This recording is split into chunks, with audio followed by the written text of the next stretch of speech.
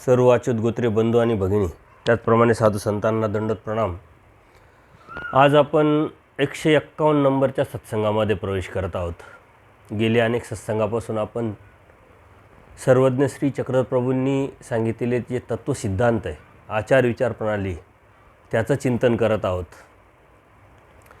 प्रथम परमेश्वराने सांगितलेले जे 4 पदार्थ आहे, जीव, देवता, प्रपंच व परमेश्वर, याचं कार्य कारण स्वरूप लक्षण बघितल्यानंतर काही निर्णयात्मक जे सिद्धांत आपल्या पूर्वजांनी मांडलेले आहे त्याचं चिंतन केलं आणि त्यानंतर ह्या जीवानी काय करावं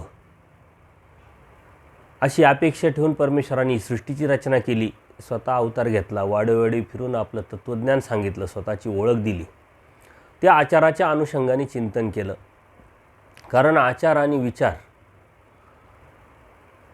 हाच एक धर्म आहे, तीच धार्मिकता आहे। हे आपल्या मनामध्ये जोपर्यंत आपण चिंतन करत नाही, त्याचा अभ्यास करत नाही, तोपर्यंत लक्षात येत नाही। कारण धार्मिकतेच्या अनुषंगाने अनेक लोकांचे गैरसमज आहे, भीती आहे, न्यूनगंड आहे। धर्म, धार्मिकता याची सांगड न घालता परंपरेच्या नुसार किंवा रूढीच्या नुसार आलेला जो धर्म आहे, पूर्वजांनी आपल्यापर्यंत जो परंपरेच्या माध्यमातून सांगितलेला दाखवलेला जो धर्म आहे, त्यालाच आपण धर्म समजतो। परंतु धर्म काहीतरी वेगळा आहे, असू शकतो, याचा विचार करून, याचं चिंतन करून जो जीव प्रयत्न करतो, अभ्यास करतो, तोच परमेश्वराच्या ह्या प्राप्तीपर्यंत जाऊ शकतो। कारण धर्माचा संबंध आहे ज्ञानाशी आणि ते ज्ञान चिकित्सेपोटी आपण घेतलं पाहिजे। परंतु आपण जगत असताना आपल्याला धर्माची गरज वाटत नाही आणि त्या अनुषंगाने एक मानसिकता असेल, एक भीती असेल, एक परंपरा असेल, अशा अनुषंगाने आपण धार्मिकता करत आलो। परंतु महानुभव संप्रदाय हा ज्ञानाशी निगडीत आहे। जीव, देवता, प्रपंच आणि परमेश्वर हे 4 पदार्थ परमेश्वराने स्पष्ट सांगितले आणि त्याचं कार्यकारण स्वरूप लक्षण सांगितलं। आणि हे सांगत असताना परमेश्वराने या जीवाकडून स्पष्ट अशी अपेक्षा केलेली आहे की ह्या जीवाने काय करावं आणि काय करू नये, विधी आणि अविधीचं ज्ञान देऊन जीवाची स्वतंत्रतेला कोणत्याही प्रकारचा हात न लावता व थंबा डाव देखे याप्रमाणे परमेश्वर सर्व साक्षी रूपाने या जीवाकडून अपेक्षा करत असतात। जोपर्यंत आपण तो अभ्यास करत नाही, धर्म समजून घेत नाही, जाणून घेत नाही, तोपर्यंत त्या विचारावरती आपण जाऊ शकत नाही। कोणतीही गोष्ट आहे जी आपण समजून घेतली पाहिजे, जाणून घेतली पाहिजे आणि भौतिक जगामध्ये ती अपेक्षा ठेवून आपण ते करत आलो। परंतु धर्म, धार्मिकता ही असा विषय आहे का गरज न वाटल्याने फक्त करायची म्हणून करणारे भरपूर जीव आपल्याला दिसतात, वेगवेगळ्या अवस्थेतले जीव आपल्याला दिसतात। ज्याप्रमाणे शाळेमध्ये विद्यार्थी असतात, तो पहिलीतला विद्यार्थी असो, तर तो पहिलीतला विद्यार्थी जो असतो त्याला शाळेत जाण्याची इच्छा नसते, शाळेत गेल्यानंतर अभ्यास करण्याची इच्छा नसते, त्याला मारून मुटकून आईवडील शाळेत पाठवत असतात म्हणून तो जात असतो। न जाण्यासाठी त्याचे भरपूर नाटकं पण असतात। आपण घरोघरी या अनुभव बघितले असतात, प्रत्येक आपल्या घरामध्ये सुद्धा या अनुभव बघत असतात की लहान मुलं शाळेत जायच्या वेळेस पोट दुखतं असं सांगतील, रडतील, काहीतरी कारण सांगतील। त्या अनुषंगाने न जाण्यासाठी आटोकाट त्यांचा प्रयत्न असतो। परंतु आईवडील त्या जाणीवेच्या माध्यमातून का शाळेत गेल्याशिवाय हा शिक्षित होणार नाही, त्याचं आयुष्य चांगलं राहणार नाही, होऊ शकत नाही, त्या भौतिक सुखाच्या अभिलाषेपोटी त्याला ते शाळेत पाठवत असतात। तसंच तो विद्यार्थी पुढं शिकत असतो, पहिलीतून दुसरी, दुसरीतून तिसरी जात असतो। जसजसा त्याचा समज वाढत असतो तसतसा तो त्याच्या लक्षात येतं की शाळेत गेल्याशिवाय पर्याय नाही, आपण काही कारणं सांगितली तरी आपल्याला शाळेत जावंच लागतात। मग अभ्यास केल्याशिवाय पर्याय नाही, कारण शाळेतले जे शिक्षक आहे ते शिक्षा देतात, वडील आई ओरडते, शिक्षा देते आणि म्हणून तो अभ्यास करायला सुरुवात करतो। पण पुढे जाऊन त्याच्या लक्षात येतं की आपण अभ्यास केला तर आपला फायदा काय आणि तोटा काय, म्हणून तो स्वतःच सिरियस होतो। त्यानंतर त्याला आईवडिलांनी नाही सांगितलं तरी तो अभ्यास करतो, शिक्षकनी नाही सांगितलं तरी तो अभ्यास करतो। 10वीच्या नंतर तो अत्यंत सिरियस होतो. कॉलेजला गेल्यानंतर सुद्धा काही विद्यार्थी असतात, आळमटळम करायचं म्हणून करतात, काही एन्जॉय करतात, काही सिरियस होतात, काही परिस्थितीची जाणीव असल्यामुळं ते अभ्यास करतात. परंतु ज्यावेळेस एक विशिष्ट वय येतं, करिअरचा विचार हा जीव करतो, त्यावेळेस मात्र आता नाही तर कधीच नाही अशा पद्धतीनं तो अभ्यास करत असतो. कारण ते लक्षात येतं की आता अभ्यास केल्याशिवाय पर्याय नाही.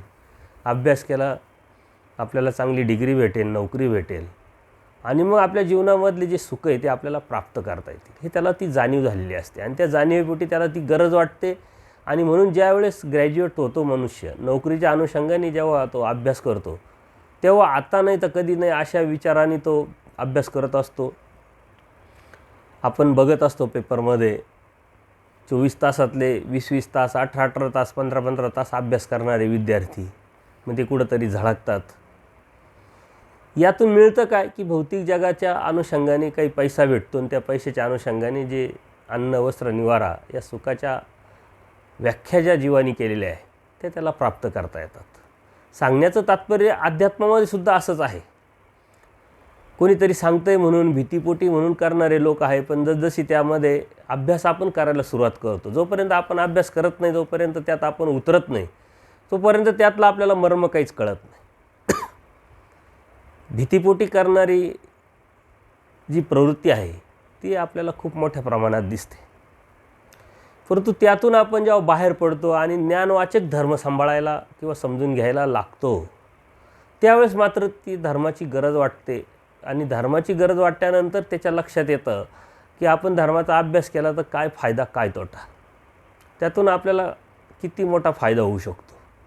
धर्म काय, धार्मिकता काय हे जाणून घेऊन विधी अविधीचं मग काय करायला पाहिजे, काय नाही करायला पाहिजे, कोणते कर्माने काय होतं, कोणत्या कर्माने काय होत नाही, आणि मग तो सिरियस विचार करतो. त्यानंतर तो नामधारक होतो, नामधारकातून वासनिक अवस्थेत येतो, वासनिक अवस्थेतून दीक्षित अवस्थेत जातो. दीक्षित अवस्थेत गेल्यानंतरही आचाराच्या अनुषंगाने कोण विचार करतो का आत्ता देव मिळालाच पाहिजे, देव मिळवला तरच उपयोग आहे, नाही तर अनंत जन्म वाया गेले, अनंत सृष्ट्या वाया गेल्या. त्या अनुषंगाने, आचरणाच्या अनुषंगाने मग विचार करणारे साधक आहे. त्याच्या पुढे जाऊन चर्यावंत, मग देह क्षपण्यासाठी ही जी आपली परंपरा आहे, स्मृतीस्थळामध्ये अनेक असे भक्त आहे का जे देह क्षपण्याला गेले. आणि आजही कितीतरी भक्त आहे का जे जंगलात जाऊन आपला धर्म, धार्मिकता सांभाळतात, आचार करतात. त्याच अवस्थेत आपण कुठं आहोत, कोणत्या ठिकाणी आहोत याचं जर चिंतन केलं तर आपल्या लक्षात येईल की आपण कशामध्ये बसतो आहे. कारण यात्रा ही, यात्रेमध्ये हौशे, गौशे, नवशे असे अनेक प्रकारचे लोक असतात. कोणी हौशेपोटी येतं, कोणी काहीतरी नवस केलेला असतो, काही अपेक्षेपोटी, काही स्वार्थापोटी आलेला असतो, काही सहजच फिरायला आलो असतो, कोणी तरी बरोबर आलेलं असतं. तशी धार्मिकतेमध्ये सुद्धा आपल्याला लोक दिसतात. स्नान करण्यासाठी लोक आपल्याला दिसतात, गर्दीच गर्दी आहे. देवपूजा करण्यासाठी गर्दीच गर्दी आहे. काही क्रिया करण्यासाठी गर्दीच गर्दी आहे. परंतु ती गर्दी, त्या गर्दीमधली आपली अवस्था ही आपण समजून घेतली तरच आपल्या या धार्मिकतेला किंवा धर्माच्या स्वीकारण्याला अर्थ आहे. परमेश्वराने सृष्टी निर्माण केली, सृष्टी निर्माण करून साऱ्या देवता कामाला लावल्या, अवतार घेतला आणि अवतार घेऊन वाडोवाडी फिरून परमेश्वराने तत्त्वज्ञान सांगितले. अत्यंत श्रेष्ठ, अत्यंत मोठं तत्त्वज्ञान, परंतु अत्यंत छोट्या छोट्या प्रसंगानुरूप परमेश्वरांनी आपल्याला समजावं, आपल्याला जाणीव व्हावी आणि त्या विचारावरती, त्या आचारावरती ह्या जीवानी जाऊन परमेश्वराची प्राप्ती करावी. पण परमेश्वर इतका श्रेष्ठ, इतका मोठा असूनसुद्धा जीवासारखा, जीवाचे देह धर्म, जीवधर्म स्वीकारून जीवाला समजेल, उमजेल अशा भाषेत परमेश्वरी तत्त्वज्ञान सांगतात. ज्याप्रमाणे आपल्या घरामध्ये लहान मुलगा असतो, एखादा वडील जे असतात त्या लहान मुलाला खेळवण्यासाठी त्याच्या भाषेत बोबडे बोलतात, त्याला खेळवण्यासाठी त्याच्यासारखं होतात. अशा पद्धतीने परमेश्वराचं जे अवतार कार्य आहे ते आपण जर समजून घेतलं तर आपल्या लक्षात येईल. परमेश्वराने तत्त्वज्ञान खूप मोठं सांगितलेलं आहे, खूप श्रेष्ठ सांगितलेलं आहे. परंतु तेवढ्याच उंचीवर जाऊन आपल्याला ते समजून घ्यावं लागेल. कारण परमेश्वराच्या धर्माची जी उंची आहे, तत्त्वज्ञानाची जी उंची आहे, ती अत्यंत बोल्ड, अत्यंत प्रगल्भ आहे. कारण चैतन्यापर परमेश्वराचं हे तत्त्वज्ञान आपल्याला सुद्धा त्या चैतन्याच्या पलीकडं जाऊनच लक्षात येईल. आणि म्हणून आपण आता विचार आचार आणि आचार मालिका बघितल्यानंतर विचाराच्या अनुषंगाने चिंतन करत आहोत. विचार ह्या प्रकरणामध्ये देवतेच्या अनुषंगाने, जीवाच्या अनुषंगाने, प्रपंच आणि परमेश्वराच्या अनुषंगाने हे तत्त्वज्ञान परमेश्वरांनी मांडलेलं आहे. देवता काय आहे, त्या कशा वागतात, कशा राहतात, कसे कार्य करतात, फळ दिल्यानंतर कशा पद्धतीनं तो जीव ते उपभोगतो, अशा पद्धतीने ही माहिती दिलेली आहे. आपल्याला ही माहिती म्हणून घ्यायची आहे. म्हणून ते विचारामध्ये आपल्या पूर्वजांनी विचार मालिकेमध्ये ही वचनं टाकलेले दिसतात. कारण माहिती म्हणून आपण ते संग्रहित ठेवले पाहिजे, त्यातून आपण तुटलं पाहिजे. कोणत्या प्रकारची अपेक्षा या देवतेच्या अनुषंगाने न करता परमेश्वराच्या भक्तीमध्ये आपली एक निष्ठता न भंगता सातत्यपूर्ण राहिली पाहिजे, या अनुषंगाने परमेश्वराने तत्त्वज्ञान सांगितलेलं आहे. परत पूजनीय महादाईसा असेल, पूजनीय आचार्य असतील, यांच्या अनेक प्रश्नाला उत्तर देताना हे तत्त्वज्ञान सांगितलं आहे. पूजनीय महादाईसा पुराणातून अनेक गोष्टी ऐकून आलेल्या असतात, ऐकतात आणि तेच प्रश्न परमेश्वराला विचारून हे तत्त्वज्ञान समजून घेण्याचा प्रयत्न करतात. ते तत्त्वज्ञान आपल्याला परमेश्वराच्या श्रीमुखाने मिळालेलं असल्यामुळं आपल्या मनामध्ये कोणतीही शंका राहायला नाही पाहिजे आणि राहत नाही, परंतु ती आपण समजून घेतली पाहिजे. आणि एवढं समजूनसुद्धा, एवढं ज्ञान देऊनसुद्धा आणि एवढं आपण समजून घेऊनसुद्धा जर आपण परमेश्वर भक्तीमध्ये उतरून परमेश्वर प्राप्तीपर्यंत नाही पोचलो, तर त्या परमेश्वर अवताराला, अवतार कार्याला, त्या तत्त्वज्ञानाला, त्या समजून घेण्याला काही अर्थ राहत नाही. म्हणून थोडं थोडं का होईना हे तत्त्वज्ञान समजून घेऊन आपण आचाराच्या अनुषंगाने विचार केला पाहिजे. कारण तत्त्वज्ञान परमेश्वराने सांगितलेलं हे परमेश्वर प्राप्तीसाठी, परमेश्वराने अवतार घेतला आहे परमेश्वर प्राप्तीसाठी. आणि या जीवानी परमेश्वराचा आनंद घ्यावा देण्यासाठीच परमेश्वराने हे सारं सृष्टीची रचना आणि स्वतःचं अवतार कार्य केलेलं आहे. ना आपणसुद्धा तीच अभिलाषा ठेवली पाहिजे, तीच अपेक्षा ठेवली पाहिजे. परंतु ती अपेक्षा, ती अभिलाषा आपल्या मनामध्ये कधी येईल, कधी रुजेल, जेव्हा परमेश्वर काय आहे, ती वस्तू काय आहे हे आपल्याला कळेल. देवता काय आहे, प्रपंच काय आहे, जीव काय आहे हे आपल्याला जसं आहे तसं समजेल. तेव्हा आपल्याला ते अपेक्षा किंवा तो हेतू आपण ठेवून आपण धार्मिकता करू. दृष्टपरी हेतूनी जर धार्मिकता करत राहिलो तर ती परमेश्वर भक्ती नाही, ती परमेश्वरची भक्ती नसल्यामुळं परमेश्वर प्राप्तीचा विषय नाही. हे आपण अनेक सत्संगामधून त्याचं चिंतन केलेलं आहे. मागील सूत्र आपलं होतं की या देवता कशा कार्य करतात. देवता आड रिगुणी फळाते दे, हे सूत्र आपण बघितलं होतं. देवता आड रिगुणी फळाते दे म्हणजे वरची देवता खालच्या देवतेच्या जीवाला फळ देऊ शकतात. आड रिगुणी म्हणजे ओव्हरटेक करून. आणि त्याचं उदाहरण खालच्या सूत्रामध्ये आलेलं आहे. कारण एखादं सूत्र जेव्हा परमेश्वर सांगतात त्याला अनुषंगून दुसरं सूत्र येतं. ते समजावं, अधिक स्पष्ट व्हावं, या जीवाला कळावं, आणि म्हणून असे सूत्र आलेले आहे. अनेक सद्भक्तांनी यावरती प्रतिक्रिया व्यक्त केल्या की आपण हे जे विचाराचे जे सूत्र आहे ते अत्यंत घाईघाईत घेतो आहे. तर असं काही नाही, कारण विचाराच्या सूत्रामध्ये आपल्याला फक्त शब्दाचा अर्थ समजून घ्यायचा आहे, जाणून घ्यायचा आहे. आपण आचाराच्या अनुषंगाने चिंतन करत असताना आचार आणि आचार मालिका संपल्यानंतर विचारातले आचारपर जे सूत्र आहे त्याचं आपण चिंतन करणार आहोत. परंतु काही सद्भक्तांच्या विनंतीला मान देऊन सर्व सूत्रांचं आपण चिंतन करावं, त्याचा शब्दाचा अर्थ बघावा, असा विचार पुढं आला आणि म्हणून आपण ते बघत आहोत. खरं याच्यामध्ये खूप काही वेळ देण्याची, खूप काही विचार करण्याची, खूप खोलवर चिंतन करण्याची आवश्यकता नाही. आपल्याला शब्दाचा अर्थ कळाला आणि यातले बरंचसं चिंतन आपण देवता या सत्संगांमध्ये पूर्णपणे घेतलेला आहे की देवता किती आहे, त्याची स्वरूप मर्यादा कशी आहे, त्यांचं कार्य कसं आहे, त्यांचे पंचप्रकाराच्या अनुषंगाने या सर्व सूत्रांचं चिंतन आपण बऱ्यापैकी केलेलं आहे.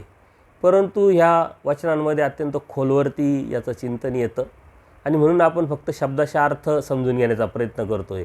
आणि हेच सूत्र जर आपण टीकेच्या माध्यमातून पाहायला गेलो तर कितीतरी वेळ लागू शकतो आणि तिथपर्यंत आपण पोहोचू का नाही ही पण शंका आहे. कारण ते अत्यंत खोलवर तत्त्वज्ञान आहे आणि आपण साधू संतांनी याची उपलब्धता आपल्याला आता वेळोवेळी करून दिलेली आहे. ज्या पोथ्या होतात ते या स्थळपोथींवरतीच आणि विचार मालिका या स्थळपोथीवरती बऱ्याच पोथ्या होत असतात. ज्यावेळेस आपल्याला ती आस लागते, भूक लागते, त्यावेळेस मग आपण त्यामध्ये सहभागी होऊन हे खोलवरचं तत्त्वज्ञान अधिकचं समजून घेऊ शकतो. परंतु आपण तो सर्वसाधारण नामधारक आहे, जो वासनिक अवस्थेत आहे, त्याच्या मनामध्ये आचाराविचाराच्या अनुषंगाने, तत्त्वज्ञानाच्या अनुषंगाने तो न्यूनगंड किंवा जी भीती निर्माण झालेली ती भीती दूर व्हावी, तो न्यूनगंड त्याच्या मनातून दूर व्हावा आणि त्यांनी ज्या अवस्थेत आहे त्या अवस्थेत परमेश्वराच्या तत्त्वज्ञानाचा, आचाराचा, विचाराचा विचार करून जे करण्यासारखं आहे, जे करू शकतो ते करण्याचा प्रयत्न करावा. अशा अनुषंगाने आपण हे सत्संग घेत असल्यामुळं आपण खोलवरती चिंतन नाही करू शकत. करायचं असेल तर आपल्याला प्राथमिक माहिती निर्माण झाली, आपोआप चिकित्सा निर्माण झाली, आवड निर्माण झाली, तर आपण आपोआपच आवड निर्माण झाल्यावर सवड काढतो. अशा पद्धतीनं आपण ती वेळ काढून या स्थळपोथीचा अभ्यास भविष्यात करू शकतो. कारण ही पद्धत आहे. आश्रम पद्धतीमध्ये वेगळा अभ्यासक्रम असतो. गेलेल्या साधकाला तिथं सूत्राचा अर्थ, सूत्राचं पाठांतर किंवा या स्थळपोथीचंच घोक देऊन पाठांतर केलं जातं. नंतर त्याचा कालानुक्रमे किंवा वेळेनुसार, प्रसंगानुसार पोथी होत असतात, तिथं त्यांचा अर्थ त्यांना समजला जातो किंवा समजून सांगितला जातो. परंतु आपण त्याच्या उलटं केलेलं आहे की आपल्याला सर्वसाधारण नामधारक वासनिकाला समोर ठेवून हे समजावं, कळावं म्हणून आपण परमेश्वरांनी ह्या सूत्रपाठामध्ये किंवा लीळेचरित्रामध्ये जे जीव किंवा देवता, प्रपंच आणि परमेश्वर या चार पदार्थाचं जे तत्त्वज्ञान सांगितलेले, ते तत्त्वज्ञानाची एक मांडणी आपण केली, तो अभ्यासक्रम तयार केला आणि त्या अनुषंगाने कार्यकारण स्वरूपाच्या लक्षणातून आपण त्याचं चिंतन केलं, जेणेकरून आपल्याला ती आवड निर्माण होईल. कारण तत्त्वज्ञान हे अत्यंत कोरडं असतं आणि त्या तत्त्वज्ञानात टिकणं आणि सातत्य ठेवणं एवढं सोपं नाही. आपल्याला लीळा आपण तासनतास ऐकू शकतो, तासनतास बोलू शकतो, कारण त्या गोष्टी रूपात आपल्याला ते बरं वाटतं, चांगलं वाटतं ऐकायला. परंतु तत्त्वज्ञान ही जी गोष्ट आहे ही अत्यंत उच्च पातळीची, श्रेष्ठ पातळीची असल्यामुळं त्यात शक्यतो सद्भक्त जे आहे, नामधारक वासनिक, त्यात जात नाही. परंतु त्यांना गोडी लागावी, आवड निर्माण व्हावी. तत्त्वज्ञानाशिवाय परमेश्वराचा धर्म आपल्याला समजू शकत नाही. परंतु तो समजून घ्यायचा असेल तर त्याच्यामध्ये रुक्षता न येता त्याचं सातत्य टिकून राहावं म्हणून आपण लीळेच्या माध्यमातून, वचनाच्या माध्यमातून सूत्राचा जो अर्थ आहे तो आपण घेऊन हे तत्त्वज्ञान मांडण्याचा प्रयत्न केलेला आहे. आणि त्याच अनुषंगाने आता 150 सत्संगाच्या पुढं आपण जात आहोत. हे सर्व काही साधू संतांचं चिंतन, परमेश्वराची कृपा आणि जे सद्भक्त तुम्ही जे सत्संग ऐकतात त्यांचा उत्स्फूर्त असा प्रतिसाद, या प्रेरणेतूनच आपण इथपर्यंत आलेलो आहे आणि पुढेही जात राहणार आहे. तर मागचं जे सूत्र आहे त्या सूत्राला पुढचं उदाहरण दिलेलं आहे की प्रल्हादाच्या भावातिशय अनेक देवता आडरिगोनी फळात येते. प्रल्हाद जो भक्त होता, ही प्रल्हादाची गोष्ट, भक्त प्रल्हादाची गोष्ट आपण अनेक वेळा ऐकलेली असते. देवतेचा भक्त होतो, तर त्याचा जो भाव आहे तो अनियत म्हणजे इतक्या उच्च पातळीला वाढला की त्या भाव वाढल्यामुळं अनेक देवता म्हणजे विश्वरूप जी देवता आहे तिथपर्यंत त्याचा भाव गेला. परंतु आडरिगणे करून ह्या देवतेने खालच्या देवतेला म्हणजे विग्रहाच्या रूपाने त्याला सहाय्य करायला सांगितलं. तर यक्षिणीची जी देवता आहे कर्मभूमीतली, ती नृसिंह म्हणजे अर्धा नर अर्धा सिंह अशा यक्षिणीच्या अज्ञान विग्रहाने आडरिगणे करून या विश्वेच्या देवतेने त्याला सहाय्य केलेलं आहे. तर वरचं सूत्र येतं त्याला उदाहरण म्हणून लगेच आपल्याला पुढं हे वचन आल्यामुळं आपल्या लक्षात येतं की 8 रिग्णे म्हणजे नेमक्या कशा पद्धतीनं ते कार्य करतात देवता. तर ह्या देवतेच्या अनुषंगाने आलेले सूत्र असल्यामुळं आपल्याला फक्त ते समजून घ्यायचं आहे की देवता कार्य कशा करतात, काय करतात. आपल्याला त्याच्याशी काही मतलब नाही राहिला, कारण आता आपण देवतेच्या पलीकडं आलो. चैतन्य परमेश्वर तो देव श्री चक्रधर, त्यांचे आपण भक्त आहोत, अनन्य भावे आपण शरण आलेलो आहे. परंतु आता आपल्याला रिवर्स जायचं नाही, परत त्यात पडायचं नाही आहे. म्हणून एक माहिती म्हणून, एक विचार म्हणून हे तत्त्वज्ञान आपण समजून घेतो आहे. कारण अन्य भक्त असतात त्याचं ते आजकाल खूप मोठ्या प्रमाणात उत्साहाच्या माध्यमातून, कार्यक्रमाच्या माध्यमातून देवतेचे कार्यक्रम होत असतात आणि आपण समाजात राहत असताना त्याचा परिणाम आपल्यावर होऊ शकतो. कोमलज्ञानी विखो विघ्न परमेश्वराने सांगितलं आहे. तेवढ्या तत्त्वज्ञानाच्या परिपक्वतेमध्ये आपण पोहोचलेलं नसेल तर त्याचा परिणाम आपल्यावर होतो. कारण अनेक सत्संगामध्ये जात असताना अनेक सद्भक्त या गोष्टी आपल्याला सांगत असतात की ज्यावेळेस काही सण येतात हिंदू धर्माच्या अनुषंगाने, गणपती असेल, नवरात्र असेल किंवा नागपंचमी असेल, असे अनेक सण येतात, महाशिवरात्री असेल, त्यावेळेस ह्या देवतेच्या अनुषंगाने देवतेचे जे भक्त खूप मोठ्या प्रमाणात हे उत्सव साजरे करतात. आणि आपण समाजात राहत असताना, समाजात वावरत असताना त्याचा परिणाम आपल्यावर होऊ नये म्हणूनही आपण समजून घेणं अत्यंत गरजेचं आहे. आपल्या घरातल्या लहान मुलांपर्यंत ही गोष्ट जाऊ नये, कारण कितीतरी उपदेशी लोक आहे की जे परंपरेचे उपदेशी आहे. कारण उपदेशांमध्ये बरेच प्रकार असतात. कोणी परंपरेने आईवडिलांनी घेतलेला आहे म्हणून उपदेश घेतात, पण ज्ञानाशी त्याचा काही गंध नसतो. कोणी भीतीपोटी कोणाला तरी काहीतरी प्रचिती आलेली असते, कोणी आवडरूपी, अशा अनेक वेगळ्या प्रकारे घेतलेले असतात, पण ज्ञानाशी त्यांचा काही गंध नसतो आणि ते टिकण्याची काही शक्यता नसते. पुढं जाऊन या सूत्राच्या माध्यमातून परमेश्वर आपल्याला हे पण सांगतील. परंतु आपल्याला धर्म का आणि कशासाठी हे समजून घ्यायचं असेल, अभ्यास करायचा असेल, पुढं जाऊन परमेश्वर प्राप्ती करायची असेल, तर या साऱ्या गोष्टी आपण समजून घेणं गरजेचं आहे. आणि त्याचा परिणाम न होता परत आजकाल जगामध्ये खूप वैज्ञानिक दृष्टिकोनातून वेगळे संशोधन होत असतात. सायंटिस्ट लोक काहीतरी वेगळे विज्ञानाच्या माध्यमातून शोध लावत असतात. त्याचाही परिणाम आपल्याला व्हायला नको. काही चमत्कारिक गोष्टीसुद्धा आपल्याला ऐकायला भेटतात टी व्हीच्या माध्यमातून.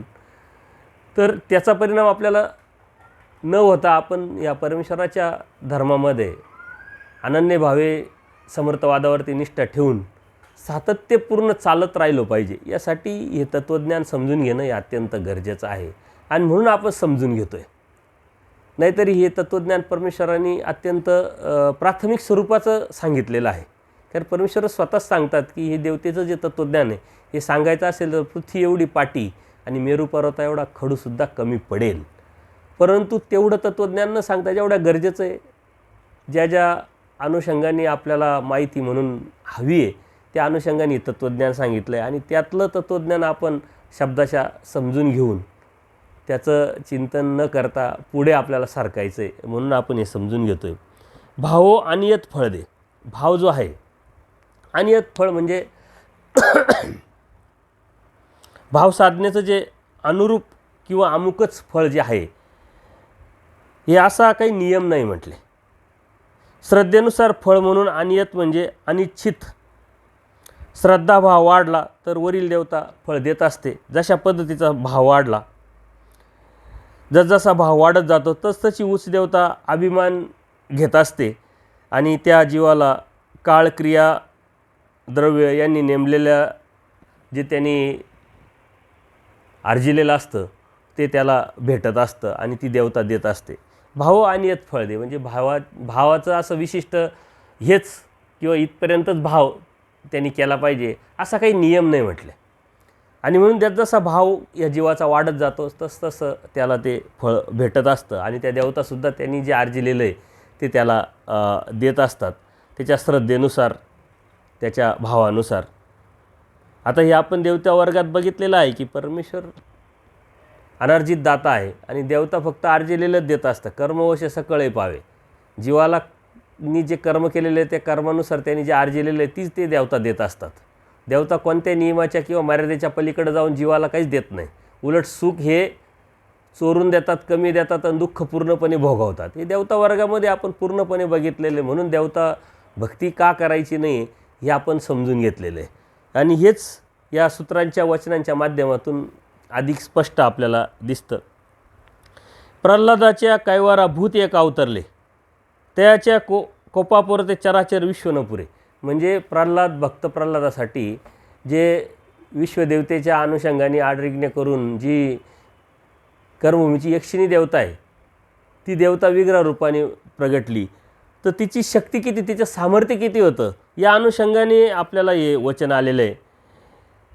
प्रल्हादाचा अभिमान घेऊन जी देवता उतरली म्हणे कर्मभूमीच्या थव्यातील शेवटची देवता जी यक्षिणी नरसिंह नावानी, ती खांबी अवतरली, त्याच्या कोपापुर ते चराचर विश्व न पुरे. म्हणजे जणू काही क्षणात ब्रह्मांडाचा वनवा होईल, नाश होईल, अशा पद्धतीचं ते सामर्थ्य होतं. सामर्थ्याच्या अनुषंगाने वचन आलेलं आहे. म्हणजे यक्षिणी देवता म्हणजे कर्मभूमीतल्या सर्वात खालची देवता जी आहे, ती विग्रहाच्या माध्यमातून अवतरली. तिच्यामध्ये एवढं सामर्थ्य असतं, तेव्हा बाकीच्या देवता किती मोठ्या मोठ्या ह्याचा आपण विचार करावा. परंतु आपण परमेश्वर भक्त आहोत, परमेश्वराच्या भक्तीला आपण अनन्यभावे शरण गेलेलो आहोत. त्याच्यामुळे आपल्यासाठी भीती ठेवायचं काही कारण नाही का त्या देवतेपासून आपल्याला काही विघ्न होऊ शकतं. आणि ते आपण बघितलेले, कोणाला विघ्न होतात, कोणाला विघ्न होत नाही.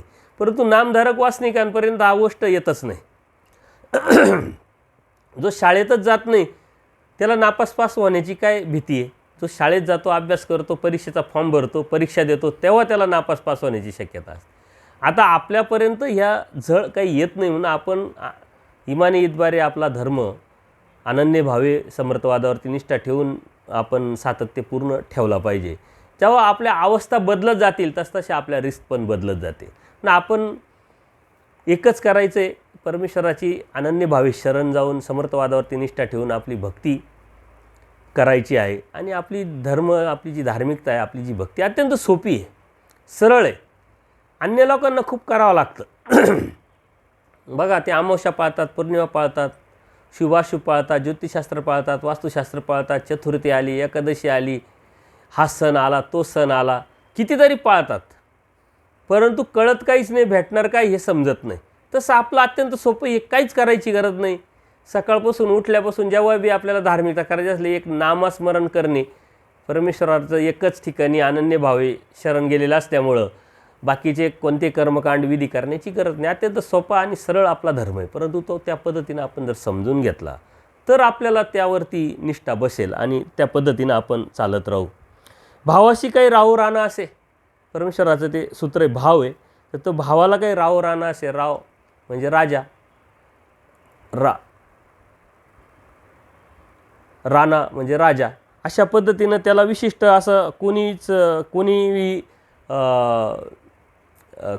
विशिष्ट लोक विशिष्ट भाव निर्माण करून भक्ती करू शकतात असं काही नाही. मे करे ते सामान्य स्त्री या ज्या आहे, परमेश्वराच्या सन्निधानात योग आला 2 सामान्य स्त्रियांचा परमेश्वर आठवण करत असताना, तर त्यामध्ये 2 स्त्रियांचा एक भाव परमेश्वर राऊळमाय राऊळ बाप असा होता, परमेश्वर म्हणून होता. परंतु एक जी स्त्री होती तिचा एक विषयाच्या अनुषंगाने भाव होता. ती परमेश्वराला म्हणते, माझ्याकडे सर्व काही आहे परंतु त्याचा उपभोग घेणारा कोणी नाही. म्हणजे अप्रत्यक्षरित्या परमेश्वराकडे ती वेगळ्या नजरेने, वेगळ्या दृष्टीनं बघत होती. आणि त्या अनुषंगाने परमेश्वराने सूत्र सांगितलं आहे. महादाईसांना हे सांगितलं, एकीचा भाव म्हणे असा आणि एकीचा भाव तसा. परत त्याचप्रमाणे भडगाव येथे इंद्रभट स्वामींना तांबूळ टाकत असताना इंद्रभटाने ओंजळ पुढे केली आणि ती ओंजळ मध्ये परमेश्वराचा जो तांबूळ आहे तो आपल्याला परमेश्वराने प्रसाद म्हणून द्यावा अशी अपेक्षा केल्यानंतर परमेश्वर म्हणतात, हे जे तुम्ही करताय हा विधी आहे का भाव आहे? मग ते म्हणतात भाव आहे म्हटले देवा. आणि मग परमेश्वराने सांगितले, भावाशी काही राहू राहणं असे. भाव कोणी करू शकतं असं काही नाही. म्हणजे भाव साधन जे आहे आचरण्याची राजाच पाहिजे असं काही नाही आहे म्हणे. राजानेही करावा आणि रंकाने करावा.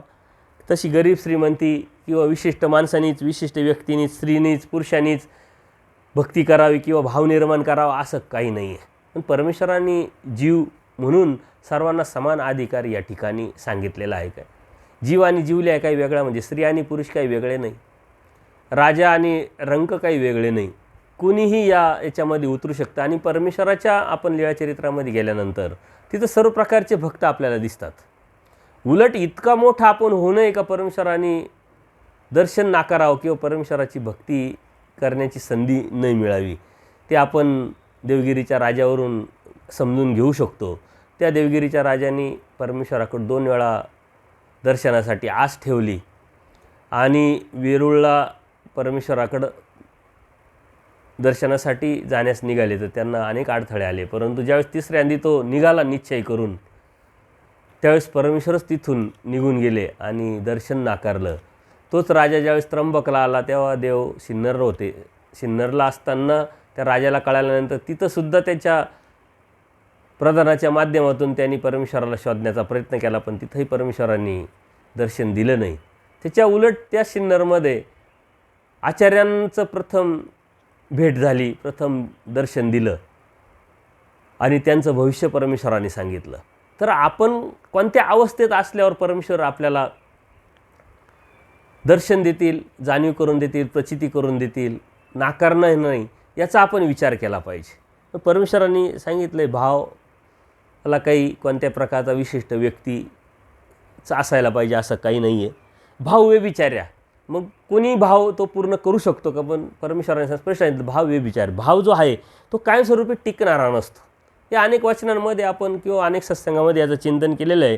भाव म्हणजे जे भाव साधन आहे, जे व्यभिचार्य म्हणजे बदलत राहतं, शेवटपर्यंत ते राहत नाही, उपजत वेळ काळेनुसार बदलत असतं. आणि हे आपण वेळोवेळी अनुभवत असतो की एखाद्या व्यक्तीला एक विशिष्ट मर्यादेपर्यंत श्रद्धा ठेवून मानत असते, परंतु काही कालानुक्रमानुसार वेळेनुसार तो भाव त्याचा बदलत असतो. काल मानणारी व्यक्ती आज त्या व्यक्तीला शिव्या द्यायला सुरुवात करते, काल वाईट बोलणारा मनुष्य आज चांगला बोलायला लागतो. म्हणजे हा बदलत असतो, हा काही टिकाऊ नसतो. परंतु कोणता भाव टिकू शकतो हे पक्षामध्ये परमेश्वराने स्पष्ट सांगितलं आहे. तोची अनाश्रित तरी निका, म्हणजे ज्ञानयुक्त जर हा भाव असेल, ज्ञानयुक्त जर असेल, तो निका म्हणजे जो चांगला आहे असा पुरुष शक्यतो दोषावर जात नाही. कारण ज्ञानयुक्त आपण जर एखाद्याला समजून घेतलेला असेल, जाणून घेतलं असेल, तर त्याच्यावरचा जो भाव आहे तो कायमस्वरूपी टिकतं. कारण ज्ञानयुक्त आपण समजून घेतल्यामुळं आपल्यामध्ये ती जी प्रवृत्ती असते, समंजसपणाची जी वृत्ती असते ती निर्माण झालेली असते, त्याचं आपल्याला सर्व माहीत असतं. तसंच ज्ञानानुसार जर आपण परमेश्वराला समजून घेतलं, भक्तीला लागलो, तर तो आपण टिकू शकतो.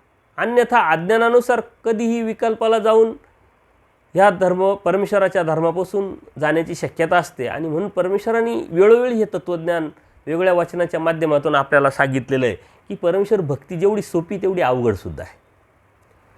कारण इथं थोडीही चुकी परमेश्वराच्या धर्मापासून आपल्याला दुरावू शकते. आणि अनंत जन्म अनंत सृष्टीमध्ये जो प्रमाद आपण अंगावला, तो या छोट्या मोठ्या चुकांमधून अविधीमुळंच आपण धर्मावरून गेलेलो आहे. म्हणून ज्ञानयुक्त धर्म अत्यंत महत्त्वाचा आहे, ज्ञानयुक्त भक्ती अत्यंत महत्त्वाची आहे. आणि म्हणून जे भक्त आजूबाजूला आपल्याला दिसतात, कोणी परंपरेने उपदेशी झालेले असतात, कोणी काही पीडा आहे, काही दुःख आहे म्हणून उपदेश झालेले असतात, काही स्वार्थापोटी झालेले असतात, काही देखोविखी झालेले असतात, काही आवडीपूर्वक झालेले असतात. तर हे टिकण्याची अजिबात शक्यता नसते. जोपर्यंत ते ज्ञानावर जात नाही आणि ज्ञानयुक्त तो धर्म समजून घेत नाही, तोपर्यंत ती परमेश्वर भक्ती तो टिकण्याची अजिबात शक्यता नसते. म्हणून ज्ञानमोचक परमेश्वराने सांगितलं. आणि ते ज्ञान जीव, देवता, प्रपंच आणि परमेश्वर याचं जसं आहे तसं जाणून घेऊन मग परमेश्वराच्या समर्थवादावरती निष्ठा ठेवून जर आपण त्या भक्तीला सुरुवात केली तरच आपण टिकण्याची शक्यता असते. आणि म्हणून भाव व्यभिचार्या परमेश्वराने सांगितलं. आज भाव आहे परंतु उद्या राहील याची काही गॅरंटी नाही. अशा आजूबाजूला आपल्याला लोक दिसतात की काल उपदेशी होता, खूप धार्मिक होता ना, आपल्याला ऐकायला आलं अरे हा देवता भक्तीला लागला, काही कुठेही जेवण करायला लागला, कुठेही तत्त्वसिद्धांत मांडायला लागला. आणि अशा आजूबाजूला लोक आपल्याला दिसतात, त्यांच्यापासून आपण सुद्धा सावध राहिलं पाहिजे. कारण कोणतंही सूत्र कुठेही लावून जमत नसतं. परमेश्वराने त्याच्याशी काकू कक्षा भावार्थ प्रकरण जाणावे सांगितलं आहे. सूत्राचा अर्थ हा प्रकरण वशानुसार समजून घ्यायला सांगितलेला आहे.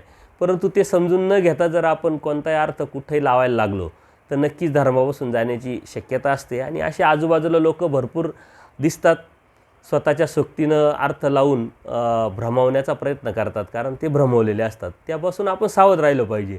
आणि सावध राहण्यापेक्षा ज्ञानयुक्त जर आपण कोणताही धर्म जर व्यापक पद्धतीनं जर समजून घेतला, प्रगल्भ पद्धतीनं जर समजून घेतला, तर असे किती लोक आपल्या आजूबाजूला असले आणि कोणी काही सांगितलं तरी आपल्यावर त्याचा परिणाम होत नाही, उलट आपला परिणाम त्याच्यावर होण्याची शक्यता आहे. परंतु त्या अनुषंगाने त्याची मानसिकता असली पाहिजे, चर्चा करण्याची, संवाद साधण्याची आणि समजून घेण्याची. अन्यथा कोणते सूत्र कुठे लावून त्याचा जर चुकीचा अर्थ काढत राहिलो तर नक्की धर्मावरून जाण्याची शक्यता असते. म्हणून कालचा भाव आज राहत नाही, आजचा भाव उद्या राहील याची शक्यता नाही. मग ते जीवावरचा असो किंवा परमेश्वरावरचा असतो. आणि हे वेळोवेळी आपण अनुभव घेत असतो आणि त्याच्यावरून आपण काही दुःख करण्याचं काही कारण नाही, कारण जीव स्वार्थी आहे. त्या स्वार्थापोटी एकामेकाचं हे नातं जपत असतो. पण जेव्हा कालानुक्रमे त्याच्यात बदल झाला तर ह्या तत्त्वज्ञानामध्ये जेव्हा तुम्ही जगाल, ह्या तत्त्वज्ञानात जेव्हा तुम्ही राहाल, तेव्हा तुम्हाला कोणाकडूनही काही अपेक्षा राहणार नाही, कोणाविषयी काही तक्रार राहणार नाही आणि तुमच्या मनामध्ये दुःख भाव हा कधी निर्माण होणार नाही. कारण तुम्ही हे समजून घेतलेले, परमेश्वराने तुम्हाला समजून सांगितलेलं आहे की कशाने काय होतं, कोणता जीव कसा वागेल, कोणता जीव कसा राहतो. हे जर समजून घेतलेलं आहे तर आपल्याला अपेक्षा नाही राहणार आणि अपेक्षाभंगाचं दुःख निर्माण होण्याची शक्यता अजिबात राहणार नाही. एक विधी अनुष्ठान, एक भाव अनुष्ठान, ही विधी भावातीत अनुष्ठान अत्यंत महत्त्वाचं सूत्र आहे आपल्यासाठी. आणि आचारपर सूत्र आहे, विचारपर सूत्र आहे. तर आपण ते समजून घेतलं पाहिजे की जे कर्मराटीमध्ये काही देवतेचे जे भाव आहे हे विधीनं निर्माण होतात, भक्ती काही भावानी निर्माण होतात. परंतु परमेश्वर म्हणतात ही विधी भावातीत अनुष्ठान, म्हणजे परमेश्वराची जी भक्ती ही विधी आणि भावाच्या पलीकडचं अनुष्ठान आहे. एक विधी अनुष्ठान म्हणजे विधीचं आचरण करणारे आणि एक भावानुष्ठान म्हणजे भावाचं आचरण करणारी. म्हणजे देवताची भक्ती आहे, काही देवतेच्या भक्त्या ह्या विधीने केल्या जातात म्हणून तिथं कर्मकांड विधी तुम्हाला आपल्याला दिसतात, खूप दिसतात. देवतेचे भक्त कर्मकांड करणारे खूप आपल्याला आढळतात. काही भावानी भक्ती करणारे, पण परमेश्वर म्हणतात ही विधी भावातीत अनुष्ठान. म्हणजे ही विधी भावातीत म्हणजे काय, विधीच्या भावाच्या पलीकडे जाऊन आचरणाला आपल्या तत्त्वज्ञानामध्ये अत्यंत अनन्यसाधारण असं महत्त्व आहे. आपण सर्व धर्म समजून न घेता, जाणून न घेता, ज्ञानयुक्त धर्म आपण लक्षात न घेता फक्त विधी आणि भावच जर आपण करत राहिलो आणि आचरण करत नाही राहिलो, ज्ञान नसल्यामुळं आपल्याला आचरणाचा संबंध येणार नाही आणि आचरण काय करतोय आपण हे आपल्या लक्षात न आल्यामुळं अविधीने अविधी घडत राहतो, विधीनं अविधी आपल्या घडत राहतो, आपल्या लक्षात येत नाही आणि आपण धर्मावरून जाण्याची शक्यता असते. पण आपल्याला आचरणाला अत्यंत अनन्यसाधारण आपल्याकडं महत्त्व आहे आणि अत्यंत छोट्या छोट्या आचरणाची परमेश्वराने आपल्याकडून अपेक्षा केलेली आहे. आमिकीची क्रिया करावी म्हणजे अशी विशिष्ट क्रिया करावी, विशिष्टच भाव ठेवावा, विशिष्टच विधी करावी, अशानेच परमेश्वर भेटल असं अजिबात नाही. म्हणून परमेश्वराच्या या धर्मामध्ये काय करायचं आणि काय नाही करायचं, विधी अविधीचं तत्त्वज्ञान थोडंसं जर आपण समजून घेतलं तर हे अत्यंत महत्त्वाचं आहे. आणि परमेश्वराचं हे तत्त्वज्ञान समजून घेतल्यानंतर आपल्या लक्षात येईल की परमेश्वराची ही भक्ती ही आत्मशुद्धीच्या माध्यमातून समजून घेतली पाहिजे. आपली विचारधारा शुद्ध नाही, आपली दृष्टी चांगली नाही आणि आपण कितीही विधी करत राहिलो तर ती भक्तीपर्यंत आपण पोचत नाही. म्हणून परमेश्वरांनी आपल्याला जे आचार सांगितलेलं आहे, आपण आचारानं आचार मालिका आता चिंतन केल्यानंतर विचाराचं चिंतन करतोय, त्याच्यातून आपल्या लक्षात आलेलं आहे की आपण काय काय आचार केला पाहिजे आणि तो आचारातूनच परमेश्वर आपल्याला प्राप्त होणार आहे, लक्षात घ्या. नाही तर एखादा जीव सकाळी देवपूजा करतो, संध्याकाळी देवपूजा करतो, त्याच्यात अंतर वाढवलं आहे, तास भर तो पारायण करतोय, वेगवेगळ्या प्रकारचे खिटी घालतोय, पंचावतार उपार करतोय, स्थानं करतोय, साऱ्या स्थानाचे विशेष गोळा करून आपल्या घरामध्ये खूप मोठी देवपूजा त्यांनी निर्माण केलेली आहे आणि तेच जर करत राहिला तर देव त्याला होऊ शकत नाही. पण परमेश्वराने आचार हे सांगितलेला जो आहे हे तत्त्व आपण समजून घेतलं पाहिजे. त्यागाशी निगडित आपल्याला धर्म, आचरणाशी असलेला आपला धर्म, या सूत्रातून परमेश्वराने स्पष्ट आपल्याला क्लिअर करून सांगितले की ही विधी भावातीत अनुष्ठाने, परमेश्वराची जी भक्ती ही आचरणाने त्यागाने करायची असते. आणि आचारच्या बाबतीत जे आपल्या मनामध्ये न्यूनगंड आणि भीती आहे तीच आपण या सत्संगाच्या माध्यमातून काढण्याचा प्रयत्न करतो आहे. कारण नामधारक वासनिकांमध्ये आचार म्हणजे आपला विषयच नाही अशी एक मानसिकता तयार झालेली आहे आणि म्हणून ती निघून जावी म्हणूनच आपण हे काढण्याचा प्रयत्न करतो आहे. तर नित्यविधीचेच आचरण करावे किंवा निमित्तविधीचेच आचरण करावे आणि त्यानेच देव भेटल, विशिष्ट क्रियेनेच परमेश्वर होईल असं कोणत्याही प्रकारचा नाही, कारण कोण कोणत्या पद्धतीनं उद्धरून जाईल हे सांगता येत नाही. आणि उद्धारणाचे किंवा आपण मोक्षाचे परमेश्वरांनी सांगितलेल्या व्याख्येच्या अनुषंगाने जर सूत्र बघितले तर एक नाही आहे, ते दास्यमोचक सांगितलं आहे परमेश्वरांनी, ज्ञानमोचक सांगितलेलं आहे. म्हणजे एकीकडे दास्यानी मुक्ती होऊ शकते, एकीकडे ज्ञानाने मुक्ती होऊ शकते. परंतु नुसतं ज्ञान घेतलं आणि आपल्याजवळ ठेवलं, ते जर क्रियेत आणलं नाही तर ते कसं होईल. म्हणून परमेश्वरांनी स्पष्ट सांगितलं आहे का ह्या जीवानी आत्मज्ञाने मोक्ष, म्हणजे आपण कोण आहोत, आपलं मागचा पुढचा जो प्रवास आहे तो समजून जर घेतला तरच आपल्याला पुढं परमेश्वर प्राप्तीपर्यंत जाता येईल. असे अनेक सूत्र आहे की जे मोक्षाच्या अनुषंगाने आपल्याला परमेश्वरांनी सांगितले. लिंगपाते मोक्ष, तेव्हा मोक्षाच्या व्याख्या या लिंगपाते मोक्ष म्हणजे परमेश्वरांनी आपल्याला हे जे सूत्र आहे या सूत्रातून वेगळ्या परमेश्वर प्राप्तीच्या रस्ते आपल्याला दाखवलेले, वेगळ्या व्याख्या करण्याचा उद्देश की तुम्ही कशामध्ये बसतात. त्याच्यामुळं विशिष्ट जे आपल्या डोक्यामध्ये जे आहे यांनीच असं होईल त्यांनीच तसं होईल असं काही नाही आहे. कोणी ज्ञानाने परमेश्वरापर्यंत जाऊ शकतं, कोणी दास्याने परमेश्वरापर्यंत जाऊ शकतं, कोणी कशाने जाईल, कोणी कशाने जाईल हे सांगता येत नाही. परंतु हे विधिभावातीत अनुष्ठान आहे. आणि अनेक वचनाच्या माध्यमातून आपल्याला जी आचारप्रणाली ही परमेश्वराने सांगितलेली आहे. परमेश्वराने हाडाची रांगोळी करावी, कंठकटी मानू होऊन असावे, मनुष्य मात्र होऊन असावे, हे आपल्याला सांगितलं आहे. त्याचप्रमाणे परमेश्वराने सांगितलं आहे पुष्प एक वाहिजे. परमेश्वराचं जे पूजन वगैरे करायचं त्यासाठी खूप विशिष्ट काही करावं लागत नाही. एखादं पुष्प वाहिलं, पत्र पुष्पम फलम तोयम, आपण श्लोक म्हणत राहतो, विडा वाहत असतो. परंतु मग परमेश्वराने काकुकाक्षा भावार्थ प्रकरण सांगितलं आहे. हे करायचं म्हणजे मग त्याच्यासाठी झाडं लावायचे आणि ते फुलं तोडीत देवाला व्हायचे का, असं नाही म्हणे. नैसर्गिकरित्या काही अनुषंगाने आपोआपच जर ते आले तर परमेश्वराला ते व्हायचे. हे आपण हा सेन्स हे आपण समजून घेतलं पाहिजे. तो उचित अर्थ कोणत्या ठिकाणी आहे ते आपण लक्षात घेतलं पाहिजे. नाही तर परमेश्वराला ती अपेक्षा नाही. अनन्य भावे शरण जाऊन वाचिके मानसिके परमेश्वराला शरण जाऊन जर आपण आचरणयुक्त जेवढं जमेल तेवढं जर भक्ती केली तर परमेश्वर नक्कीच आपल्याला सहाय्य करतात. प्रयत्न करी दैवाचे सहाय्य, छोट्या छोट्या प्रयत्नातून परमेश्वराचं सहाय्य होऊन आपण या भक्तीपर्यंत जाऊ शकतो. एक विधी सहित भाव, एक भाव सहित विधी. एक विधी मुख्य आहे तर भाव अनुषंगिक आहे. काही ठिकाणी भाव मुख्य आहे तर विधी अनुषंगिक आहे. म्हणजे कर्मराटीमध्ये अशा पद्धतीच्या देवता भक्ती आपल्याला सांगितलेल्या आहे. आणि ह्या देवता भक्ती सांगितलेल्या असताना आपण या गोष्टी समजून घेतल्या पाहिजे. एक विधी अनुष्ठान, एक भाव अनुष्ठान, हे दोनच अनुष्ठान आहे का, तसं काही नाही म्हटले. एक विधी सहित भाव म्हणजे विधी अनुष्ठान जे आहे ते मुख्य आणि भाव अनुष्ठान आहे ते अनुषंगिक. त्याचं उलटं भाव अनुष्ठान हे मुख्य आणि विधी अनुष्ठान हे अनुषंगिक. अशा पद्धतीनं ही भक्ती केल्या जाते. आणि त्या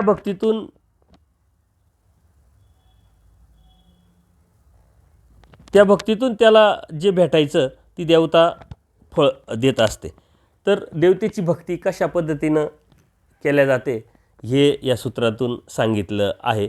परंतु आपण हेच लक्षात ठेवा की परमेश्वराने स्पष्ट ही विधी भावातीत अनुष्ठान हे आपण आपल्या डोक्यात जर ठेवलं तर आपण जी काही लोकांना असतं एक असतो का मी खूप धार्मिकता करतो, मग ते विधीच्या अनुषंगाने धार्मिकता करत असतं, त्याच्या डोक्यात तेच असतं. काही भाव ठेवून मग आमचा भाव आहे, मग असंच राहिलं पाहिजे, असंच बसलं पाहिजे, असंच उठलं पाहिजे, अशा याच्यामध्ये खूप लोक अडकलेली आहे आपले. पण परमेश्वर त्याच्या पलीकडे जाऊन खूप प्रगल्भपणे खूप मोठ्या प्रमाणात धर्म सांगतात. आणि तो जर आपण समजून घेतला तर तो आपल्याला तो धर्म सोपा वाटेल. अन्यथा अत्यंत अवघड वाटेल. अरे असंच करावं, तसंच करावं, असंच वागावं, तसंच वागावं, किंवा असंच बोलावं, तसंच बोलावं, हा आचाराशी निगडीत असलेला विषय. परंतु कर्मकांडाशी किंवा विधीशी निगडीत असलेला जो धर्म आहे किंवा अपेक्षित आपण त्या पद्धतीनं जर त्या दृष्टीनं जर बघत असेल त्या गोष्टीकडं तर तो धर्म परमेश्वराने सांगितलेलं नाही, हे आपण लक्षात घेतलं पाहिजे. तुरीय ब्रह्मते म्हणजे ब्रह्माचे आता अनेक प्रकार आपण अन्यवृत्तीमध्ये बघितले. 4 ब्रह्म आहे. तर ते विश्वेची जी देवता आहे तिला परमेश्वराने तुरीय ब्रह्म सांगितलं आहे. म्हणजे ती तुर्य म्हणजे उच्चाधिक्रमे, चौथे ब्रह्म म्हणजे व्यापक. येऊ ब्रह्मांड व्यापून उरली म्हणून विश्वेला चौथे ब्रह्म सांगितले आहे. तर ईश्वर एक ब्रह्म आहे, कैलास वैकुंठामध्ये ब्रह्म आहे, स्वर्गामध्ये ब्रह्म आहे. अशा पद्धतीचे ब्रह्माचे प्रकार. त्यातलं तुर्य ब्रह्म म्हणजे विश्वेच्या देवतेला तुर्य ब्रह्म असं परमेश्वरांनी सांगितलेलं आहे. विश्वाख्य प्रपंची भूते तन्मात्रा म्हणजे विश्वरूप प्रपंच म्हणजे जे आहे त्याला नामना दिलेली आहे. विश्वदेवतेच्या ज्या मूर्तीत ज्या प्रपंचातील भूते जे आहे म्हणजे जुटे जे आहे ते केवळ कारणाचे आहे. अशा पद्धतीने हे सूत्र आलेलं आहे की आता हा प्रपंचाचे सूत्र सुरू झाले का देवता पदार्थाच्या अनुषंगाने बरेच सूत्र आले. त्याच्यानंतर आता हा प्रपंचाचे सूत्र सुरू झाले. तर प्रपंच आपण बघितलं, प्रपंचामध्ये आपण खूप मोठा सत्संगामध्ये चिंतन नाही केलं, कारण त्याच्यामध्ये नित्य प्रपंच आणि अनित्य प्रपंच असे दोन प्रकार आपण बघितले. नित्य प्रपंच म्हणजे कारण प्रपंच, अनित्य प्रपंच म्हणजे कार्याला आलेला प्रपंच. अव्यक्त स्वरूपी अष्टभैरवाच्या ठिकाणी राहतो, व्यक्त स्वरूपी मायाच्या आधाराने राहतो. एवढं आपण प्रपंचाच्या सत्संगामध्ये बघितलेले. कारण ते स्थूल प्रपंच वगैरे वेगळ्या गोष्टी घेतल्या तर नामधारक वास्तविकांच्या डोक्यावरून त्या गोष्टी जातात आणि मग ते समजून घ्यायच्या ऐवजी त्याच्या लक्षात न आल्यामुळे तो विशेष तो सोडून देतो. तसं न होता त्याला प्राथमिक स्वरूपाचं थोडं जरी माहिती असायला पाहिजे आणि ते अत्यंत व्हेरी IMP म्हणून आपण ते बरोबर आपण संग्रहित ठेवलं पाहिजे. म्हणून आपण प्रपंचाच्या याच्यामध्ये एकच सत्संग प्रपंचाचा आपण घेतलेला आहे आणि त्याच्यामध्ये नित्य प्रपंच, अनित्य प्रपंच, कार्यप्रपंच, कारण प्रपंच, तो कुठं राहतो, व्यक्त स्वरूपी ना अव्यक्त स्वरूपी कुठं राहतो, एवढं घेऊन आपण तो प्रपंचाचा जो सत्संग आहे तो आटपून घेतलेला आहे. पण प्रपंचाच्या अनुषंगाने हे सूत्र जरी आले तरी आपल्या ते लक्षात येणार नाही. आणि म्हणून हे जे वचनं आहे ती वचनं प्रपंचाच्या अनुषंगाने परमेश्वराने सांगितलं आहे का कशाला काय नामना दिलेली आहे. पुढचं सूत्र आहे धातू भूते तत्व यांची तन्मात्र तो सूक्ष्म प्रपंच बोलीजे. म्हणजे सूक्ष्म प्रपंचाची व्याख्या सांगितलेली आहे. धातू म्हणजे विश्वाची मूर्ती, भूत म्हणजे भैरवांची मूर्ती, तत्व म्हणजे ब्रह्मादिक शिष्याच्या खालील ज्या देवता आहे यक्षिणीपर्यंतच्या त्यांच्या मूर्त्या, यांची तन्मात्रा म्हणजे त्या मात्रा जे तन्मात्रा आहे याला सूक्ष्म प्रपंच म्हणतात. आता सूक्ष्म प्रपंच, स्थूल प्रपंच या ज्या गोष्टी आपण बघितलेल्या नाही त्याची व्याख्या याच्यात आलेली आहे का सूक्ष्म प्रपंच कशाला म्हणावे, काय म्हणावे. आणि त्याच्यामध्ये खूप काही जास्त डोकं लावून आपण त्याच्यात एनर्जी वेस्ट न करता किंवा खूप काही खोलात न जाता थोड्या प्रमाणात आपल्याला माहिती म्हणून जरी घेतलं तरी खूप झालं. कारण नामधारक वासनिकांना जे गरजेचं आहे तेवढंच आपण याचा विचार करतोय. पुढचं सूत्र आहे सकळे प्रपंच पंचभौतिक त्रिगुणात्मक. जे सकळ जे प्रपंच आहे म्हणजे आता स्थूल, सूक्ष्म अथवा ब्रह्मांडासह अनंत ब्रह्मांडीचा जो कारण प्रपंच आहे. पंचभौतिक म्हणजे 5 भूते 3 गुण त्रिगुणात्मक असे 3 गुणांनी युक्त भैरव स्वरूपी कारण रूप होता तोच सृष्टारंभी कार्यरूप झाला. म्हणजे अष्टभैरवाच्या ठिकाणी जो अव्यक्त स्वरूपी कारण रूपाने जो प्रपंच होता तोच सृष्ट निर्मिती झाल्यानंतर सृष्टारंभेच्या वेळेस तोच प्रपंच कार्यरूपाने आलेला आहे, विभागलेला आहे. हे आपण प्रपंच या वचनामध्ये बघितलेलं आणि तेच ह्या वचनामध्ये तेच आलेलं आहे की सगळे प्रपंच जो आहे तो त्रिगुणात प्रपंच तोच कारणरूप, त्यालाच कारणरूप प्रपंच म्हणतात आणि तोच कार्याला आलेला आहे. दुसरा काही वेगळा प्रपंच आहे असं काही नाही. आणि त्याच्यासाठी परमेश्वराने स्पष्ट एका ते प्रपंच परिणाम बोलीजे, एका ते विवर्त बोलजे, येत तैसे नव्हे, येत प्रपंच म्हणजे स्वतंत्र पदार्थ एक अति जैसा गंधर्व नगरीचा असते. म्हणजे आपल्या याच्यामध्ये या सृष्टीवरती धार्मिकतेचे वेगवेगळे प्रकार आपल्याला ऐकायला येतात. द्वैतवाद, अद्वैतवाद किंवा निरीश्वरवाद म्हणजे जे कर्मवादावरती निगडीत असलेली जी धार्मिकता आहे किंवा धर्म आहे त्यांना निरीश्वरवाद म्हणतात. तर ते प्रपंचाच्या अनुषंगाने कशाला काय म्हणतात हे या सूत्रातून दिलेले आहे. कोणी प्रपंचाला वेगवेगळं नावं ठेवलेले, परंतु परमेश्वर म्हणतात आपण प्रपंच हा वेगळा चौथा पदार्थ स्पष्ट सांगितलेला आहे. आणि त्याच्यासाठी ते उदाहरणं देतात. एका ते जे सिद्धांत अभेदवाद जे आहे प्रपंच ब्रह्माचा परिणाम सांगतात. प्रपंच हा ब्रह्मदेवतेचा परिणाम आहे म्हटले. एकातिशय म्हणजे कर्मवादी जे आहे ते मृगजळ म्हणतात. म्हणजे या प्रपंचाला मृगजळ आहे असं म्हणतात, मानतात. रथाभास आहे असं मानतात. ब्रह्मविद्या सिद्धांतीमध्ये तैसे नव्हे, म्हणजे या आपल्या परमेश्वराच्या ठिकाणी परमेश्वराच्या सिद्धांतात तसं काही नाही आहे. अभेदवादी कर्मवादी व सिद्धांतासारखे नाही. यात प्रपंच म्हणजे ब्रह्मविद्याशास्त्रात प्रपंच हा जीव देवता प्रमाणे स्वतंत्र पदार्थ सांगितलेला आहे. जैसा गंधर्व नगरीचा हस्ती, म्हणजे जसे हात फिरवल्यास गंधर्व नगर दिसते आणि आपसवे हात फिरवल्यास नाहीसे होते, तसा प्रपंच सृष्टिकाळी दिसते आणि सारकाळी नाचतो. गंधर्व नगरीचा हस्ती म्हणजे ते गंधर्व नगर म्हणजे असं विद्येच्या माध्यमातून सामर्थ्याने रचलेलं नगर. तिथे 1 मिनिटात सर्व काही दिसतं आणि 1 मिनिटात काहीच नसतं, एक जादूप्रमाणे चमत्काराप्रमाणे. तसं परमेश्वर म्हणतात की जे अभेदवादी आहे म्हणजे अद्वैतवादी किंवा निरीश्वरवादी जे कर्मावरती निष्ठा ठेवणारे ते प्रपंचाला वेगळं म्हणतात. कोणी म्हणतात की हा ब्रह्माचा परिणाम आहे, अभेदवादी म्हणतात ब्रह्माचा परिणाम, आणि निरीश्वरवादी म्हणतात की हे निरीश्वरवादी हे जे ब्रह्माला आहे ना मृगजळ म्हणतात, म्हणजे खोटं आहे असं समजतात. परंतु परमेश्वर म्हणतात असं नाही. चारही पदार्थातला हा एक पदार्थ आहे. आणि त्याला त्या गंधर्वनगरीच्या हस्तीचं उदाहरण का दिलं तर ते सृष्टी जेव्हा असते व्यक्तसृष्टीमध्ये ते दिसतं, अव्यक्तसृष्टीमध्ये ते दिसत नाही. जेव्हा सृष्टीची निर्मिती होते तेव्हा प्रपंच दिसतो आणि अव्यक्त स्वरूपी सृष्टीचा सार होतो, त्यावेळेस प्रपंच दिसत नाही, कारण रूपाने मात्र तो असतो. म्हणून ते उदाहरण दिलेलं आहे. तर प्रपंचाच्या अनुषंगाने आपल्या तत्त्वज्ञानामध्ये प्रपंच हा 14 पदार्थ आहे आणि ह्या 4 पदार्थावरती धर्म उभा आहे. 4 पदार्थाच्या खांबांवरती धर्म उभा आहे, हे आपण समजून घेतलं पाहिजे. अविद्या अविद्येशी कारण, प्रपंच प्रपंचाशी कारण. अविद्या म्हणजे अनाद अविद्या. आपण अनाद अविद्येविषयी बघितलेलं आहे की जी जीवाला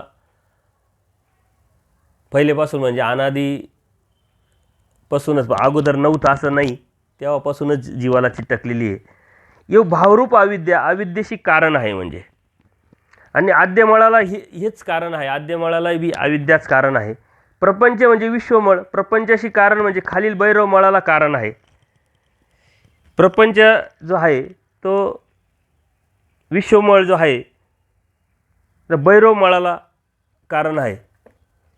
तर अनादि अविद्या आणि प्रपंच याचे कारण या सूत्रातून परमेश्वरांनी सांगितलेले आहे की अनाद अविद्या जी आहे ही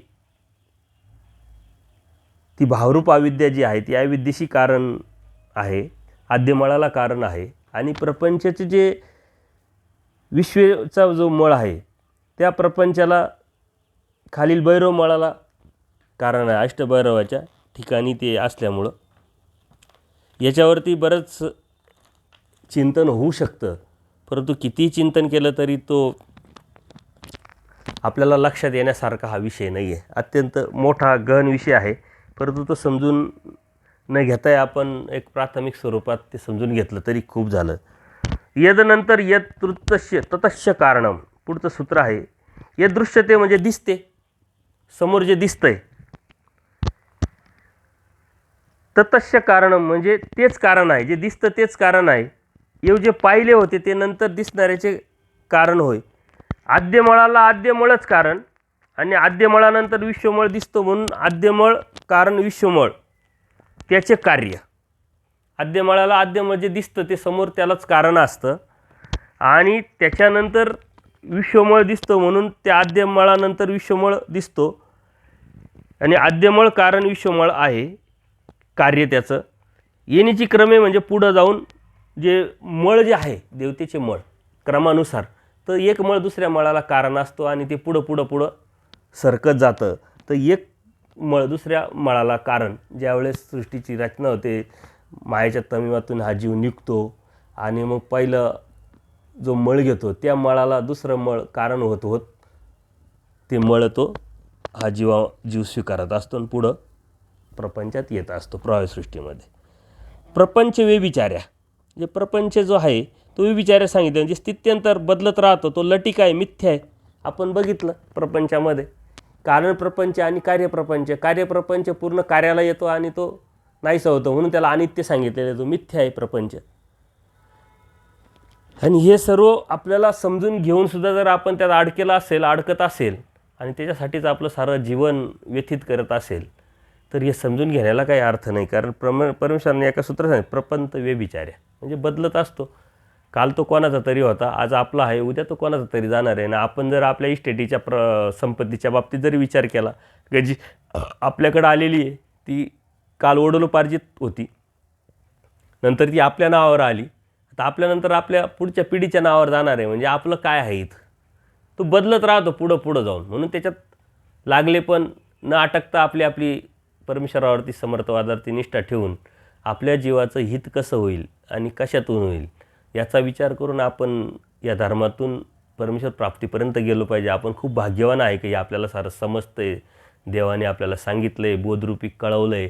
ज्याला बोध नाही त्यांना त्याच्या पुढं हे किती वाचलं तरी काही लक्षात येणार नाही, पण परमेश्वराने बोध दिलेला असल्यामुळं आपल्याला या गोष्टी कळतात, समजतात. हे आपण समजून घेतलं पाहिजे. ज्याची मान ब्रह्मांडी त्याची पिंडी. आता ज्याची मान ब्रह्मांडी त्याची पिंडी या सूत्रात बरेच लोक अडकलेले आहे की देवतेच्या ज्या पिंडस्थ आहे त्या सर्व आपल्या शरीरातच आहे आणि मग आपण हे जे न पाळतं वगैरे पाळतो देवतेच्या अनुषंगाने, हे पाळायची गरज काय, तेच आपल्यात आहे. परंतु जो जसा आहे तसा धर्म न समजून घेतल्यामुळं या अन्यथा ज्ञानाने हे लोक धर्मापासून जाण्याची शक्यता असते. ना असे आजूबाजूला आपल्याला भरपूर लोक दिसतात, ते अर्धवट ज्ञान. एक तर काहीच नाही माहिती ना तर ते चांगलं, कारण त्याला लक्षात येतं का आपल्याला काहीच माहीत नाही, नॉलेज नाही आहे. जे आपल्या गुरुबांनी सांगितलेले आपण जे सांगितलं कराल ते आपण करा गुपचूप, किंवा त्याला सर्वच ज्ञान आहे, समजलेलं आहे, तो सावध होऊन मग धार्मिकता करत राहतो. पण ज्याला खूप काही पूर्ण माहिती नाही आणि जो अज्ञान पण नाही, असा मधलाच जो अर्धवट राव जो असतो ना, त्यांचं इथं कन्फ्युजन खूप वाढत राहतं. सूत्राचा प्रकरणाचा अर्थ न समजून घेता, सूत्राचा शब्दाचा अर्थ न समजून घेता, टीकेत जाऊन त्याचं स्पष्टीकरण न समजून घेता आपल्या सोक्तीने ते अर्थ लावायचे आणि आपण बी भ्रमात जायचं आणि दुसऱ्याला भ्रमावण्याचा प्रयत्न करायचा. परमेश्वराने ज्याची मान ब्रह्मांडी तिची पिंडी. औसा स्वामींवरती एकदा अशाच उदास झाल्या आणि परमेश्वराने स्पष्ट सांगितलं का तुम्ही भिक्षेला जाऊ नका, पण तरी त्या भिक्षेला निघाल्या आणि देवाने मग मध्येच त्यांना थांबवलं. त्या दुःखी झाल्या. विहारानंतर सर्वजण आपापल्या व्यापाराला लागले. औसा मात्र बसलेली. स्वामी म्हणतात, तुम्ही का बरे काही करत नाही? यावर औसा म्हणतात, स्वामी जगन्नाथा, माझ्यावर तुम्ही उदास झाले, आता अजून काय करायचे? आम्ही ऐराणी माणसं म्हणे, कडवा मोडू तसा देह सोडू. यावर परमेश्वरानं हे वचन सांगितलं आहे, आत्मघातकी अशी कोणी ठावणे नाही का? हे वचन तिला समजून सांगून की बा आपल्या शरीरामध्ये काय असतं. देहामध्ये पिंड असतात, प्रपंच मिश्रित म्हणजे मेद मासद्वारे या साऱ्या देवतेच्या असतात. ब्रह्मांडस्थेचे मान म्हणजे साजत्य, म्हणजे देवतेच्या ठिकाणी जी देवता जी आहे ती ब्रह्मांडस्थेच्या माध्यमातून विग्रह रूपाने जी अवतरत असते, त्यांच्यामध्ये जी पिंडस्थ असतात, त्याच पिंडस्था साजत्य म्हणजे समान साजत्य या पिंडामध्ये मेदमास रूपाने असतात. तुम्ही ते शरीर जर संपवलं, कोणी सुसाईड करतं, कोणी ॲक्सिडेंटली जातं, ते एक प्रकारे त्या पूर्ण ब्रह्मांडाचा नाश केल्याचं पाप तक लागतं आणि म्हणून त्याला सर्वात मोठं नरक प्राप्त होत असतं. म्हणून आत्मघातकी अशी कोणी ठावणे नाही का, असं देवाने स्पष्ट सांगितलेलं आहे. कर्मराटीतलं सर्वात मोठं नरक त्याला जडत्वाचं प्राप्त होत असतं आणि इकडं जर त्यांनी केलं तर तो नित्य नरकाच्या चालीनं जात असतो. म्हणून परमेश्वराने त्यांना स्पष्ट समजून सांगितलं आहे की असं काही करू नका, कारण तुमच्या शरीरामध्ये काय आहे हे तुम्हाला माहीत नाही आणि तुम्ही जर असं केलं, असे वागले तर किती मोठं दुःखाला तुम्ही पात्र व्हाल.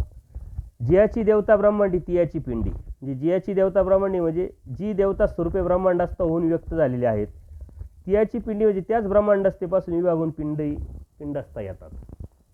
म्हणजे ब्रह्मांडस्थ ज्या विग्रहाच्या रूपाने जे सांगितलं तुम्हाला की जे अवतरतात, त्याच ब्रह्मांडस्थ तेच जे आहे ते आपल्या शरीरामध्ये पिंडस्थ रूपाने असतात. आणि विचाराच्या पहिल्या सूत्रामध्ये त्यांचं जे कमी प्रमाण कसं होत राहतं ते आपण बघितलेलं आहे, त्याचं चिंतन आपण केलेलं आहे. तर हे आपण समजून घेण्यासारखं आहे खूप, की आपल्यामध्येच त्या देवतेच्या पिंडस्थ असतात आणि त्या आपण देवता वर्गामध्ये बघितलेल्या आहे की कोणत्या देवतेच्या कोणत्या ठिकाणी पिंडस्थ असतात. मग खालून म्हणजे पायाच्या बोटापासून अंगठ्यापासून सुरू होतात, म्हणजे कर्मवीच्या देवता, मग अष्टदेवनी, मग अंतराळीच्या, मग स्वर्गीच्या, मग कैलास वैकुंठाची, अशा वेगळ्या परत आपाद मस्तक जी असते ती विश्वदेवतेची पिंडस्थ असते. तेवढ्या देवतेचे मळ असतात. संलग्नाच्या माध्यमातून मग चैतन्य देवतेचा मळ असतो. मळ हे 81,10 असतात आणि पिंडस्थ 81,9 असतात. हे आपण बघितलेलं आहे. हे तुम्ही सत्संग ऐकल्यानंतर तुमच्या लक्षात पण येईल आणि त्याचं चिंतन पण आपण करू शकतात. तर अशा पद्धतीनं हे देवता प्रपंचाविषयी परमेश्वरांनी अधिक स्पष्टीकरणात्मक हे वचनं आपल्याला सांगितलेले. ते समजायला थोडं जडजड वाटतील, कंटाळवाणे वाटतील, परंतु एकदा ते समजून घेणं हे अत्यंत गरजेचं आहे. कारण त्यापासून आपण जर तुटलो तरच परमेश्वर प्राप्तीला जाईल. परमेश्वरांनी जीवाला प्रथम जीव सांगितला, म्हणजे जीवापासून ह्या जीवाने तुटलं पाहिजे, मग देवता सांगितल्या, देवतेपासून हे तुटलं पाहिजे, मग प्रपंच सांगितलं, मग प्रपंचापासून तुटलं पाहिजे, मग परमेश्वर ही वस्तू काय, स्वतःची ओळख परमेश्वरांनी दिली. त्या पद्धतीने परमेश्वरांनी तत्त्वज्ञानाची मांडणी पूर्वजांनी आपल्यापर्यंत आणलेली आहे. त्या पद्धतीनं जर आपण हे तत्त्वज्ञान समजून घेतलं तरच आपण परमेश्वराच्या भक्तीमध्ये टिकू आणि भक्तीमध्ये टिकत असताना सातत्य ठेवून परमेश्वराच्या प्राप्तीपर्यंत, परमेश्वराच्या प्राप्तीच्या ध्येयापर्यंत पोहोचू शकतो. ते ध्येय आपल्या दृष्टीच्या आड जाऊ नये म्हणून आपल्याला हे जीव, देवता, प्रपंच आणि परमेश्वर हे जसं आहे तसं समजून घेणं हे अत्यंत गरजेचं आहे आणि याचं सतत आवर्तन पण केलं पाहिजे. संक्षिप्त रूपाने याचे आपण नोट्स काढल्या पाहिजे. जे जे गरजेचं आहे ते आपल्या लक्षात राहण्यासाठी आपण ते समजून घेऊन त्याचं आवर्तन करून अधिक पद्धतीनं आपल्याला गरज पडली तर ते गुरुजनांकडून आपण समजून घेतलं पाहिजे. तर आपलं हे सत्संग असेच पुढं जात राहतील. तुमच्या प्रतिक्रिया येत राहतात, त्याच्यावरती पण आपण चिंतन करत राहतो. तर अशाच प्रतिक्रिया देत चला. दंडोत प्रणाम, दंडोत प्रणाम, दंडोत प्रणाम.